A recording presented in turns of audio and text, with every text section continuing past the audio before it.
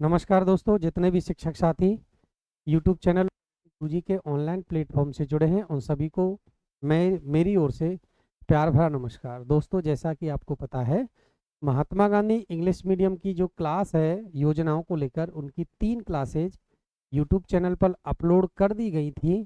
जितना प्यार और स्नेह आपने मुझे प्रदान किया, मैं मेरी और मेरी पूरी टीम की ओर से आप सभी को तहे दिल से धन्यवाद देता हूं। दोस्तों, आज की ये जो क्लास है पार्ट 4 है। इसमें भी कुछ नई योजनाओं को लेकर विस्तार से चर्चा करेंगे। आपको बस वीडियो में अंत तक बने रहना है। वीडियो को ज़्यादा से ज़्यादा शिक्षक साथियों के साथ शेयर करना है। तो चलते हैं दोस्तों आज की क्लास में पहले बिंदु की ओर। और दोस्तों, पहली जो योजना है, पहला जो पॉइंट है वो है ज्ञान संकल्प पोर्टल। कौन सा है दोस्तों? ज्ञान संकल्प पोर्टल। ज्ञान संकल्प पोर्टल की अगर मैं बात करूं तो ज्ञान संकल्प पोर्टल से एक इंपॉर्टेंट फैक्ट बनता है। कौन सा? एक है ना। एक कौन सा फैक्ट है? वो है दोस्तों, इसकी शुरुआत क्या हो सकता, कहाँ से प्रश्न बनेगा? देखो, इसकी शुरुआत को लेकर प्रश्न बनेगा, है ना।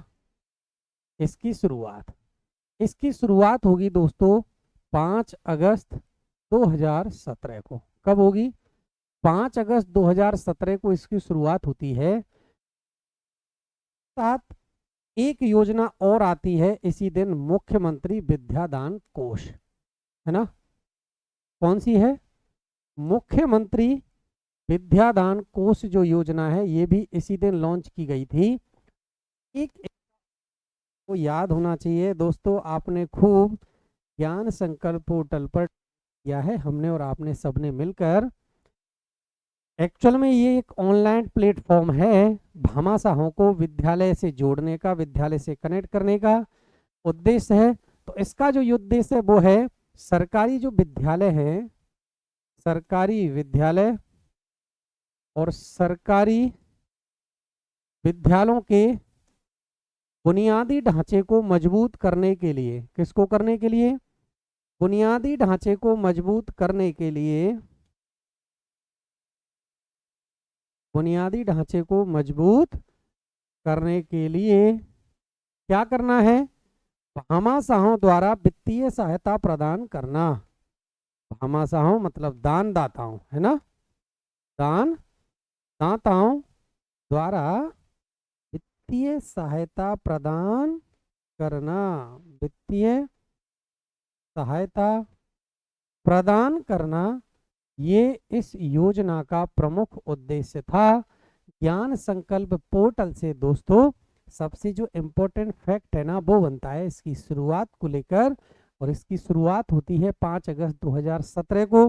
देखो, ज्ञान संकल्प पोर्टल पर सबसे पहले रजिस्ट्रेशन होता है, यूजर आईडी पासवर्ड मिलते हैं। आप घर बैठे आप स्कूल की आईडी सेलेक्ट करेंगे और स्कूल की आईडी सेलेक्ट करने के बाद उसी स्कूल के बैंक अकाउंट में ऑटोमेटिकली घर बैठे पैसा ट्रांसफर किया जा सकता है दानदाताओं भामाशाहों के द्वारा, है ना। और बार बार हमारे ऊपर भी दबाव आता है, आपको पता है कि ज़्यादा से ज़्यादा विद्यालय में दानदाताओं को आप कनेक्ट करें। चलते हैं दोस्तों आज के दूसरे टॉपिक की ओर। और दूसरा टॉपिक बहुत इंपॉर्टेंट होने वाला है। आपको एग्जाम में यहाँ से प्रश्न बनने की संभावना 100% है एनईपी से, है ना। तो एनईपी को आपको क्या करना है? अच्छे से समझना है एनईपी। सबसे पहले यहाँ से जो प्रश्न बनेगा दोस्तों, वो देखो वो बन सकता इसकी फुल फॉर्म को लेकर, इसको लेकर फुल फॉर्म को लेकर प्रश्न बन सकता है। और इसकी जो फुल फॉर्म है वो है नेशनल, कैसी है? नेशनल एजुकेशन पॉलिसी, है ना। National education policy. और ये कब आई थी दोस्तों? ये आई थी 2020 में, आपको खूब पता है। नेशनल एजुकेशन पॉलिसी इसकी फुल फॉर्म है। एक जो प्रश्न बनेगा, देखो इसके लिए एक कमेटी का गठन होगा। क्या होगा? कमेटी का गठन होगा। और कमेटी के अध्यक्ष बनाए जाएंगे के कस्तूरी रंगन। कौन बनाए जाएंगे? के कस्तूरी रंगन। कौन है? के कस्तूरी रंगन इस कमेटी के अध्यक्ष हैं।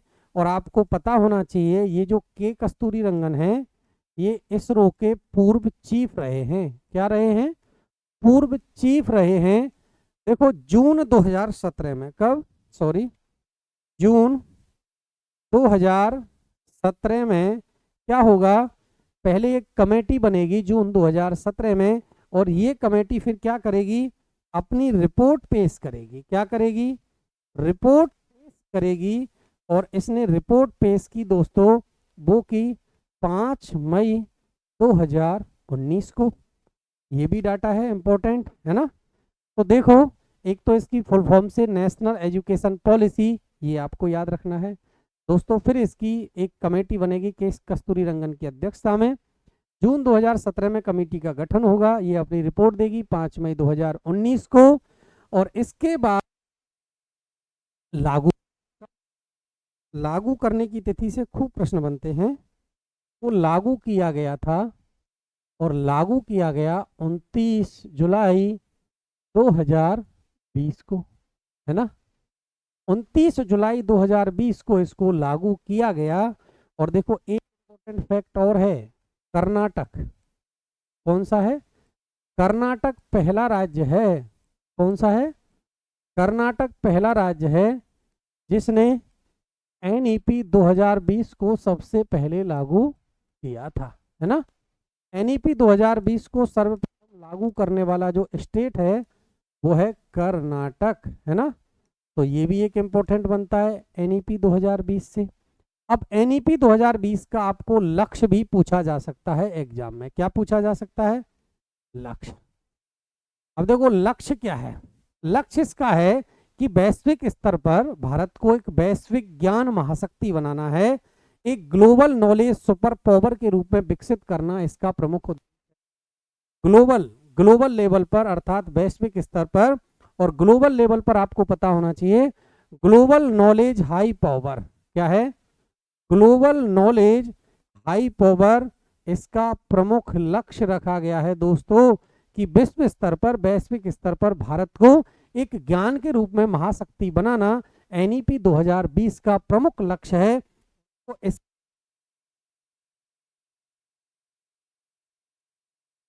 दो शिक्षा नीति आ चुकी हैं। कब कब आई हैं, देखो ये तो है 2020 में, लेकिन इससे पहले भी शिक्षा नीति आ गई हैं। और ये आ गई हैं दोस्तों, एक शिक्षा नीति थी 1968 में पहली, और इसके बाद एक शिक्षा नीति आई 1986 में। ये दो शिक्षा नीति हैं, और नवीनतम जो शिक्षा नीति है वो आई है दोस्तों 29 जुलाई 2020 को। एक इसमें बात कर ले हम दोस्तों इसकी शैक्षणिक संरचना की। क्या है कि इसमें जो शैक्षणिक संरचना है, वो शैक्षणिक संरचना क्या है, देखो शैक्षणिक संरचना है 5 + 3 + 3 + 4। ये इसका मेथड है, शैक्षणिक जो संरचना है ये इसका मेथड है। अब देखो 5 3 3 और 4। 5 का मतलब जो इसमें दोस्तों आपको ये बिल्कुल याद होना चाहिए कि 5 का मतलब इसके आयु वर्ग से है। किससे है, आयु वर्ग से। अब आयु वर्ग कैसे, देखो 3 से लेकर 8 वर्ष का बालक 5 वर्ष का, फिर 8 से लेकर 11 वर्ष, है ना, 11 से लेकर 14 वर्ष, और 14 से लेकर 18 वर्ष 4 साल। इसमें पहले 5 साल, फिर 3 साल, फिर 3 साल, और फिर 4 साल। अब ये जो 3 से 8 का स्तर होगा, ये होगा दोस्तों मूलभूत चरण। क्या होगा, मूलभूत चरण होगा। क्लियर है, 5 वर्ष कहाँ देने हैं बच्चे को, 3 से लेकर 8। इसके बाद होगा प्रारंभिक चरण। क्या होगा, प्रारंभिक चरण। इसके बाद होगा मध्य चरण, और इसके बाद होगा साथियों माध्यमिक चरण। क्या होगा, माध्यमिक चरण। ये इसका फॉर्मूला है 5 + 3 + 3 + 4। ये भी आपको याद होना चाहिए एनईपी 2020 से। दोस्तों इसके जो प्रमुख पहलू थे, या वो पहलू क्या, पहल कि एक्चुअल में एनईपी जो 2020 है, एनईपी 2020 के तहत प्रमुख पहल क्या क्या थी, प्रश्न बनने की संभावना रहेगी एग्जाम में। तो एनईपी 2020 की प्रमुख पहल आपसे पूछी जाए तो देखो इसके अंतर्गत आपको पता है, इससे पहले एमएचआरडी नाम हुआ करता था, नाम बदलकर क्या कर दिया जाएगा, इसका नाम बदलकर वर्तमान में दोस्तों शिक्षा मंत्रालय कर दिया है। एक तो बिल्कुल ये याद रखना है।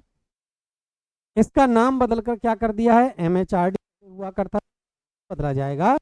नाम बदलकर दोस्तों क्या कर दिया जाएगा, इसका नाम बदल शिक्षा मंत्रालय किया जाएगा। बात कर लें, देखो PM योजना है वो भी इसी की पहल है। क्या है, PM श्री जो योजना है ये भी NEP 2020 में आपको पता है दोस्तों 14,500 विद्यालयों को कायाकल्प करने की योजना है। और इसके अंतर्गत जिस विद्यालय का चयन हो जाता है उस विद्यालय को 2 करोड़ रुपए केंद्र सरकार द्वारा प्रदान किए जाते हैं, उसके मतलब एक तरह से कायाकल्प करने। बात करें दोस्तों इसके अंतर्गत एक आप पढ़ोगे निपुण। क्या पढ़ोगे, निपुण।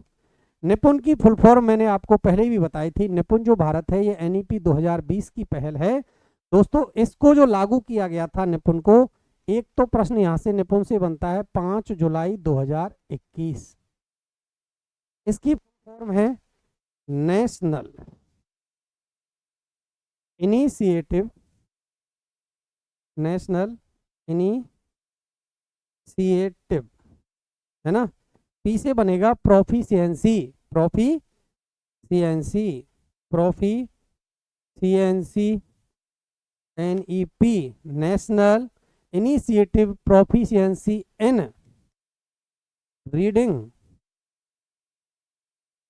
विद अंडरस्टैंडिंग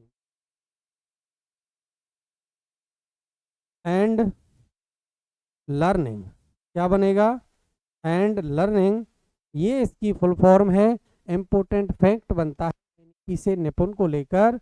निपुण जो है दोस्तों वो होगा 5 जुलाई 2021 और इसकी फुल फॉर्म है national initiative proficiency in reading with understanding and वो with numeracy, understanding with numeracy है एन से, लर्निंग नहीं है, है ना। न्यूमेरेसी इसकी फुल फॉर्म है, लर्निंग नहीं है। एक बार इसको दोबारा आप देखेंगे, नेशनल इनिशिएटिव प्रोफिशिएंसी है ना। देखो नेशनल, एन से नेशनल, आई से इनिशिएटिव और पी से बनेगा प्रोफिशिएंसी इन रीडिंग। क्या है, एक मिनट, इन रीडिंग विद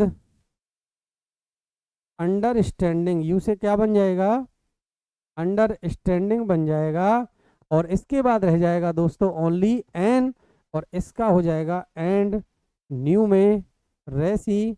ये इसकी फुल फॉर्म रहेगी निपुण भारत की। और निपुण स्टार्ट होगा 5 जुलाई 2021। National initiative proficiency in reading with understanding and numeracy इसकी फुल फॉर्म है। ये भी NEP 2020 के अंतर्गत ही पहल थी। एक इसमें आप पढ़ोगे दोस्तों PM ई विद्या। क्या है, PM ई विद्या। अब देखो PM जो ई विद्या है ये डिजिटल शिक्षा को बढ़ावा देने का एक ऑनलाइन प्लेटफॉर्म है। क्या है, डिजिटल शिक्षा को बढ़ावा देने के लिए, किसको, डिजिटल शिक्षा को बढ़ावा देने के लिए ऑनलाइन प्लेटफॉर्म है। कौन सा है, PM ई विद्या।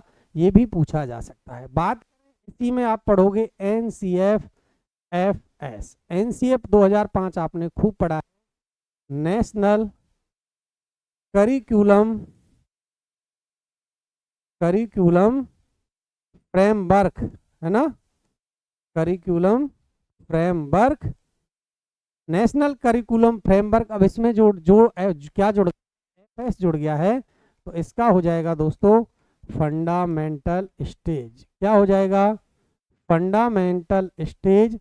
ये इसकी फुल फॉर्म हो जाएगी FS की, national curriculum framework fundamental stage. ये भी किसका है, फिर आपने और हमने मिलकर ट्रेनिंग खूब ली है निष्ठा, NISTHA। इसकी भी फुल फॉर्म पूछी जा सकती है। तो देखो N से बनेगा नेशनल, क्या बन जाएगा, नेशनल। क्या बन जाएगा N से, N का नेशनल।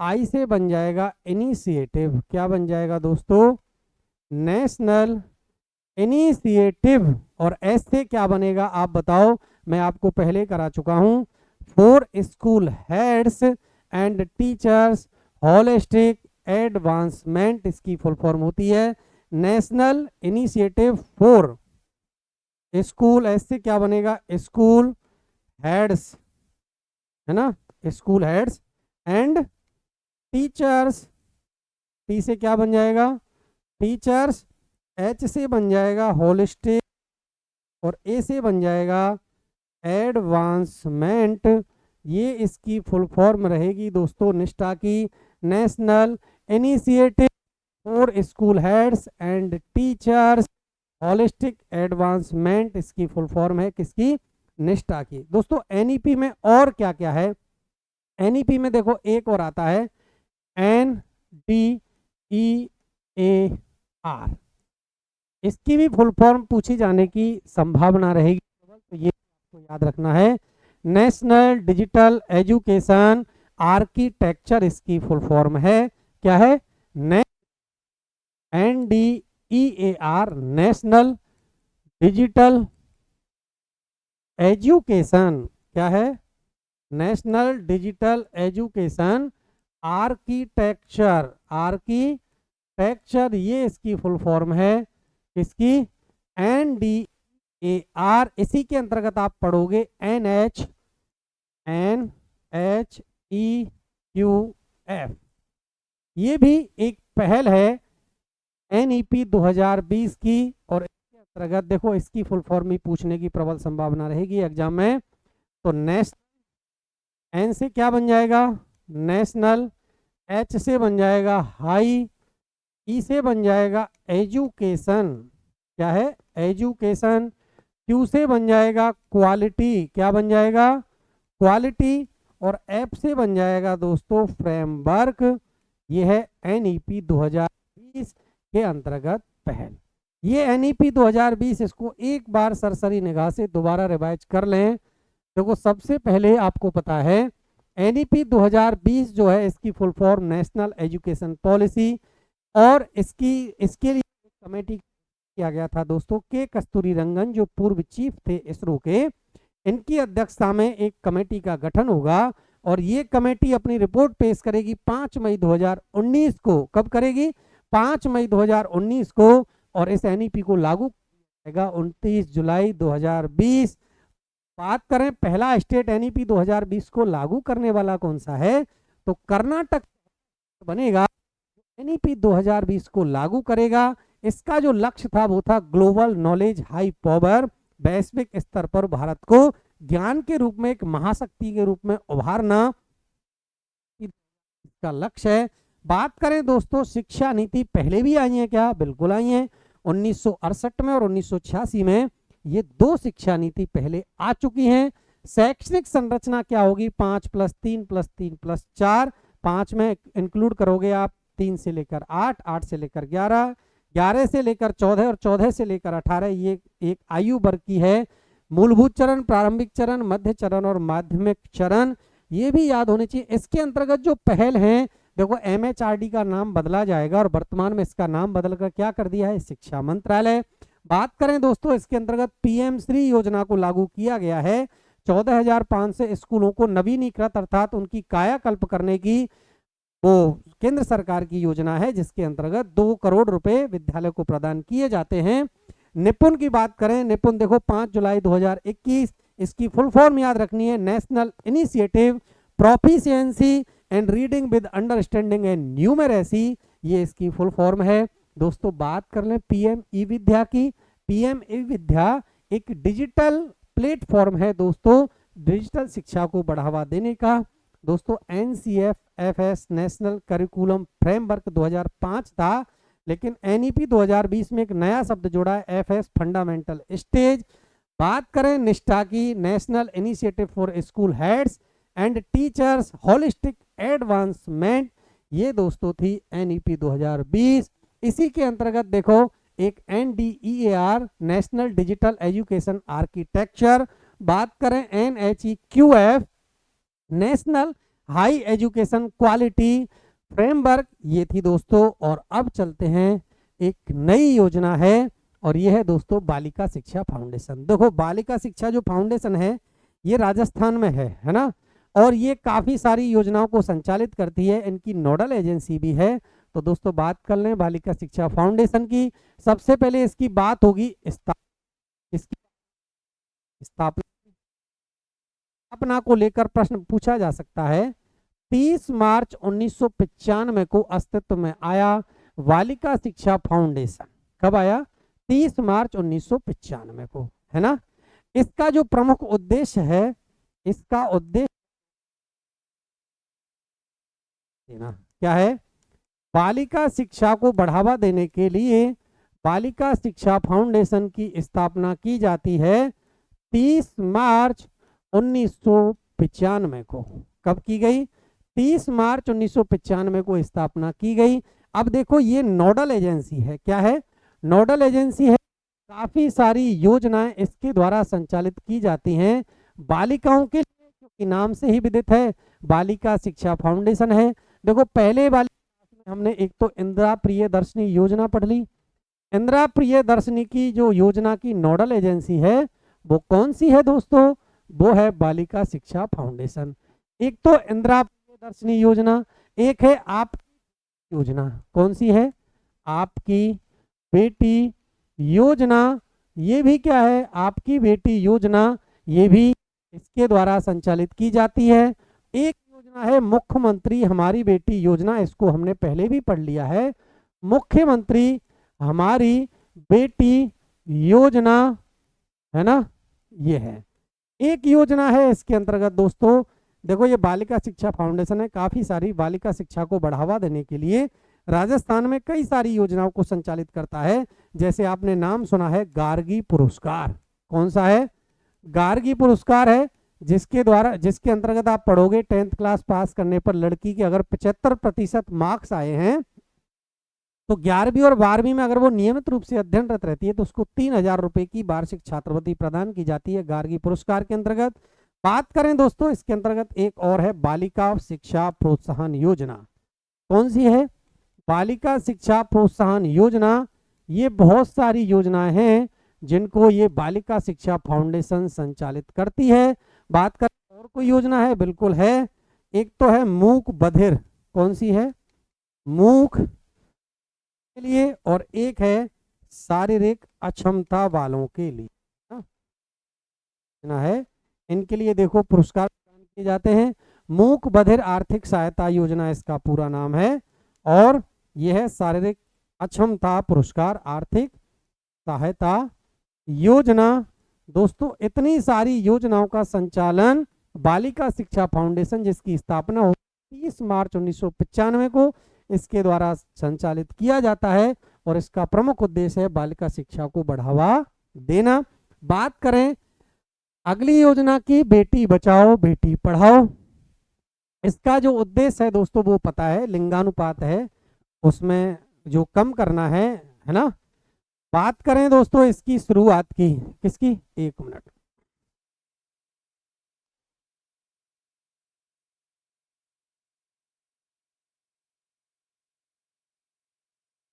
एक मिनट।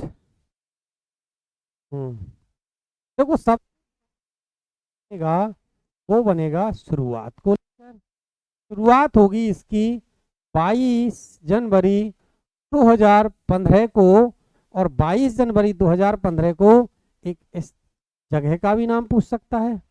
पानीपत हरियाणा में एक जगह है, और मोदी जी के द्वारा इसकी शुरुआत की जाती है। बेटी बचाओ बेटी पढ़ाओ, इंपॉर्टेंट फैक्ट बनता है डेट को लेकर। दोस्तों इसका उद्देश्य पूछा जा सकता है एग्जाम में। क्या पूछ सकता है? उद्देश्य। उद्देश्य क्या है? उद्देश्य है महिला सशक्तिकरण। एक तो उद्देश्य है ना, महिला सशक्तिकरण, क्योंकि जितनी भी योजनाएं हैं वो महिलाओं के सशक्तिकरण को लेकर हैं। और दूसरा है दोस्तों, जो एक तरह से बात करूं मैं, जो बाल लिंगानुपात है ना, बाल लिंगानुपात है, उस बाल लिंगानुपात को कम करना, बाल लिंगानुपात को कम करना, ये इस योजना के प्रमुख उद्देश्य हैं। दोस्तों एक प्रश्न और,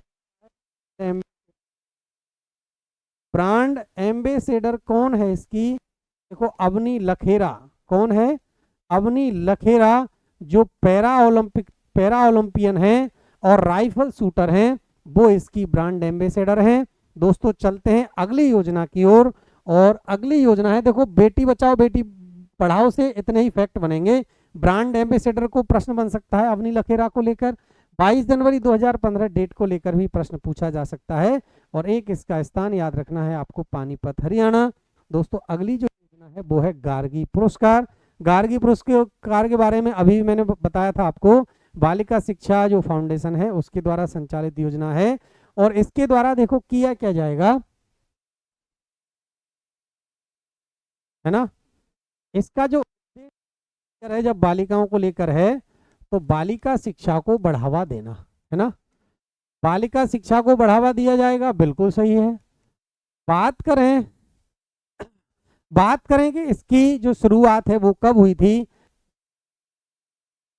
1998 में। कब होगी, 1998 में होगी। किसको सबसे अधिक अंक, कौन सी क्लास में, 10वीं में अगर छात्रा प्राप्त करती है तो वह इस योजना की पात्रता होगी, मतलब पात्र माना जाएगा। लेकिन 10th में कितने नंबर चाहिए, 75% से अधिक नंबर आने चाहिए। और इसके अंतर्गत जो राशि प्रदान की जाती है वो प्रदान की जाती है 3000 रुपये प्लस प्रमाण पत्र। ये इसकी दोस्तों क्या है, राशि है, बिल्कुल याद रखना है। 75% से अधिक अंक लाएगी 10वीं में, और 11 और 12वीं में क्या रहेगी, नियमित रूप से अध्ययनरत अगर रहने वाली कोई छात्रा है तो उसको दोस्तों गार्गी पुरस्कार प्रदान किया जाता है। और गार्गी पुरस्कार की ऑनलाइन प्रोसीजर करने की शाला दर्पण से गार्गी पुरस्कार के लिए जो राशि है वो है दोस्तों 3000 रुपये प्लस साथ में एक प्रमाण पत्र मिलेगा। और कब, बसंत पंचमी के अवसर पर। कब है, बसंत पंचमी के अवसर पर ये पुरस्कार प्रदान किया जाता है। ये आपको गार्गी पुरस्कार से याद रखना है। अगली जो योजना है वो है बालिका शिक्षा प्रोत्साहन योजना। ये भी बालिका शिक्षा फाउंडेशन के द्वारा संचालित एक योजना है बालिका शिक्षा को बढ़ावा देने के लिए। इसमें भी दोस्तों क्या होता है, इसमें होता है कक्षा में, कब होता है, इसमें है 12वीं कक्षा में। देखो गार्गी पुरस्कार है 10th क्लास, ये है 12वीं कक्षा में। अगर कोई छात्रा 75% से अधिक अंक लाती है तो उसको बालिका शिक्षा प्रोत्साहन योजना के तहत राशि है वो है 5000 रुपये वार्षिक। क्या है, 5000 रुपये वार्षिक इसमें राशि प्रदान की जाएगी। और बालिका शिक्षा प्रोत्साहन योजना ये भी बसंत पंचमी के अवसर पर प्रदान की जाती है। इसमें देखो दोनों योजना में बसंत पंचमी के अवसर पर और एक राशि उसमें 3000 है, इसमें है दोस्तों 5000 रुपये वार्षिक। वो 10th क्लास में 75% लाने पर है। और ये जो बालिका शिक्षा प्रोत्साहन योजना है ये दोस्तों कब है, ये है 12th क्लास में 75% मार्क्स अगर कोई छात्रा लेकर आती है तो उसके लिए है। बात करें अगली योजना की, और अगली योजना है दोस्तों उड़ान योजना। कौन सी है, उड़ान योजना। उड़ान योजना का आपको पता है दोस्तों, कक्षा 6 से लेकर 12वीं तक जो छात्राएं हैं उनको सैनिटरी नैपकिन उपलब्ध करवाना इस योजना का प्रमुख उद्देश्य है। बात कर लें दोस्तों इस योजना की शुरुआत की, तो राजस्थान में 19 नवंबर 2021 को इसकी शुरुआत होती है। दो ही फैक्ट आपको, एक तो इसकी तिथि याद रखना, प्रारंभ की, प्रारंभ होने, और फैक्ट याद रखना है इसके उद्देश्य लेकर। योजना की प्रारंभ होने की तिथि की तो 19 नवंबर 2021, क्या है, 19 नवंबर 2021 को इस योजना को प्रारंभ किया गया था। 6 से लेकर 12वीं की छात्रा, है ना, 6 से लेकर 12वीं की छात्राओं को सैनिटरी नैपकिन उपलब्ध करवाना, क्या है, सैनिटरी नैपकिन उपलब्ध करवाना इस योजना का उद्देश्य है। नैपकिन उपलब्ध करवाना, है ना, ये इस योजना का उद्देश्य है। ये थी आपकी उड़ान योजना। 19 नवंबर 2021 इंपॉर्टेंट फैक्ट बनता है इस योजना को लेकर। अगली जो योजना है वो है मुख्यमंत्री उच्च शिक्षा छात्रवृत्ति योजना। अब देखो आपको पता है उच्च शिक्षा से मतलब है कि जो बालक है वो 12th क्लास पास कर जाता है, उसके बाद मुख्यमंत्री उच्च शिक्षा योजना है, उसको स्नातक और स्नातकोत्तर करने के लिए। अनुप्रति योजना भी है, वो कोचिंग वगैरह में हॉस्टल वगैरह उसका अलग से वीडियो बना लेंगे, उसको भी डिटेल में पढ़ेंगे। पहले पढ़ लेते हैं मुख्यमंत्री उच्च शिक्षा छात्रवृत्ति योजना। दोस्तों सबसे पहले इसमें देखो है क्या है, कक्षा 12वीं में मेरिट में, मतलब कहने का मतलब 1 लाख विद्यार्थियों का चयन किया जाता। अब मेरिट कैसे कि जितने अधिकतम 12th क्लास में मार्क्स प्राप्त करने वाले 1 लाख विद्यार्थी होंगे वो ऊपर के ऊपर के 1 लाख विद्यार्थियों का किया जाएगा। और इसके अंतर्गत दोस्तों एक तो राशि है, क्या राशि, और राशि 2 प्रकार से याद, सामान्य और एक विकलांग, है ना। विकलांग सामान्य के लिए है 500 रुपये प्रति माह और अधिकतम प्रदान किए जाते हैं 10 माह के लिए। और कितनी राशि हो जाएगी, 5,000 रुपये वार्षिक, है ना। 5,000 रुपये वार्षिक। अब ये कैसे भी पूछा जा सकता है, प्रति माह पूछे 500 रुपये, वार्षिक पूछे 5,000 रुपये, और कितने माह के लिए। लेकिन ये राशि विकलांगों के लिए हो जाती है 1,000 रुपये। क्या हो जाती है, 1,000 रुपये, वही 10 माह के लिए प्रदान की जाएगी और 10,000 रुपये प्रदान किए जाएंगे। 10,000 रुपये वार्षिक रूप से प्रदान किए जाएंगे। दोस्तों ये जो है वो है मुख्यमंत्री उच्च शिक्षा छात्रवृत्ति योजना। कुछ इसकी भी बात कर लें।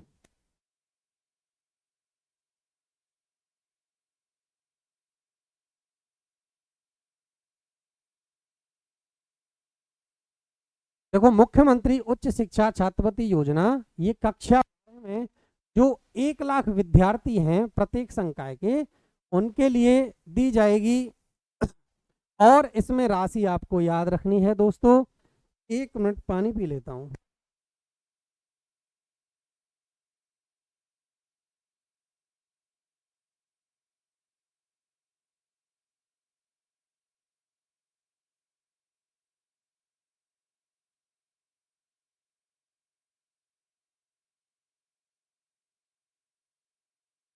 एक मिनट दोस्तों, हाँ आज में थोड़ा ऐसा ही हो रहा था। हाँ तो देखो मुख्यमंत्री उच्च शिक्षा छात्रवृत्ति योजना जो थी ये कक्षा 12 के विद्यार्थी किया जाता है, जो ऊपर के होते हैं उनको 500 रुपये प्रति माह, 10 माह के लिए 5,000 रुपये वार्षिक सामान्य। और बात करें दोस्तों विकलांग की, तो विकलांग के लिए है 1,000 रुपये, 10,000 रुपये। एक इसकी पात्रता की भी बात कर लें, इसकी बात कर लें पात्रता की। देखो पात्रता में 2 पात्रता याद होनी चाहिए, एक तो आय को लेकर कि इनकी आय कितनी है, एक तो आय की, और एक तो कि इसको किसी प्रकार की कोई दूसरी छात्रवृत्ति मिलनी नहीं चाहिए, है ना। ये इसकी थोड़ी पात्रता है।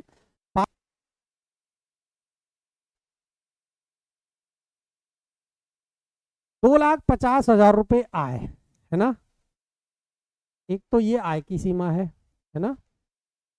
2,50,000 से कम होनी चाहिए आय, है ना। दूसरी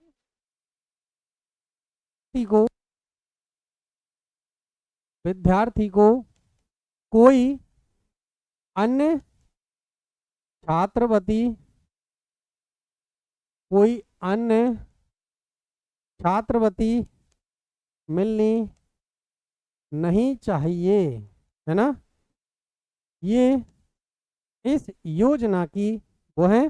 बात करें कुछ और योजना की दोस्तों, स्टार और स्टार्स, इसको मैंने पहले पढ़ा चुका हूं वैसे, लेकिन आज की क्लास में लाने का मेन पर्पस था एक स्टार योजना और एक स्टार्स, दोनों में कंफ्यूज नहीं होना है। स्टार अलग है और स्टार्स अलग है। देखो ये जो है स्टार योजना, इसकी शुरुआत जो हुई वो हुई थी 21 जनवरी 2021 को। कब हुई, 21 जनवरी 2021 को हमने इस्माइल जब पढ़ा था। और इसके अंतर्गत देखो समर्थ था, बैक टू स्कूल था, और इसकी फुल फॉर्म अलग है। इसकी फुल फॉर्म है सेट टू अगमेंट रिजल्ट, है ना। ये उसकी फुल फॉर्म है। मतलब एक तरह से विद्यार्थियों का जो रिजल्ट था ना उसको बढ़ाने के लिए ये योजना लाई गई थी, स्टार योजना। इसको लॉन्च किया गया 21 जनवरी 2021 और इसी के अंतर्गत बैक टू स्कूल और मिशन समर्थ थे। बैक टू स्कूल और मिशन समर्थ, ये दो योजनाएं थी, ये भी इसी का पार्ट थी। बैक टू स्कूल और मिशन समर्थ, ये था आपका स्टार। और कोविड-19 में जो बच्चों का लर्निंग गैप था उसको कम करने के लिए इस योजना को लाया गया था। अब बात कर लें साथ में स्टार्स की, ये अलग योजना है। देखो इसका क्या होगा, स्ट्रेंथनिंग, स्ट्रेंथिंग ऐसे है ना, तो इसको बिल्कुल कंफ्यूज नहीं होना है, अलग है। स्ट्रेंथिंग टीचिंग, टी से क्या बन गया दोस्तों, देखो एस से बन गया स्ट्रेंथिंग, टी से बन गया टीचिंग और लर्निंग, है ना। अब आर से क्या बन जाएगा, लर्निंग ऑफ रिजल्ट, रिजल्ट और क्या रह गया एस, तो इससे बन जाएगा फॉर स्टेट्स, क्या बन जाएगा फॉर स्टेट्स। और इससे आपको याद रखना है दोस्तों, एक्चुअल में ये 6 राज्यों में लागू की गई। किन में लागू की गई, 6 राज्यों में, जिसमें देखो हिमाचल प्रदेश था, राजस्थान था, महाराष्ट्र था। 6 राज्य पूछे जा सकते हैं, तो 6 राज्य आपको याद होने चाहिए, है ना। और था मध्य प्रदेश, केरला और उड़ीसा, ये 6 राज्य थे। इसमें एमपी था, हिमाचल प्रदेश था, राजस्थान, महाराष्ट्र, केरल और उड़ीसा। और देखो केंद्र राज्य का जो इसमें अनुपात था, केंद्र राज्य का अनुपात था वो सहायता, केंद्र 60 और 40, ये भी अनुपात पूछा जा सकता है। केंद्र की जो वित्तीय सहायता थी वो 60 के अनुपात में, राज्य की वित्तीय अनुपात वो था दोस्तों 40 के अनुपात में। तो बिल्कुल स्टार और स्टार्स में कंफ्यूज नहीं होना है, ये स्टार योजना अलग है और ये अलग है। बात करें दोस्तों इसके अंतर्गत आपको 6 राज्य याद रखने हैं, पूछे जा सकते हैं स्टार योजना में, स्टार्स योजना में कौन से 6 राज्यों को शामिल किया गया है। 6 में से आपको याद रखने हैं, हिमाचल प्रदेश है, राजस्थान है, महाराष्ट्र है, मध्य प्रदेश है, केरला है, उड़ीसा है। केंद्र और राज्य का जो अनुपात है वो दोस्तों है 60:40 में। दोस्तों आज की क्लास में बस इतना ही, मिलता हूं नेक्स्ट वीडियो में कुछ नई योजनाओं को लेकर। बस आपको ज़्यादा से ज़्यादा संख्या में वीडियो को शेयर करना है और वीडियो को अंत तक देखना है। बार बार कहता हूं, कुछ नई योजनाओं को लेकर फिर एक क्लास होने वाली है, जो भी योजनाएं बची हैं उनको लेकर एक क्लास और रहेगी। उसके बाद MCQ सीरीज स्टार्ट की जाएगी योजनाओं को लेकर इंग्लिश में, है ना, इंग्लिश में, क्योंकि देखो इंग्लिश मीडियम का ही एग्जाम है जो आप दे रहे हैं। तो दोस्तों मिलता हूं आपको नेक्स्ट वीडियो में कुछ नई योजनाओं के साथ, तब तक के लिए सबको नमस्कार।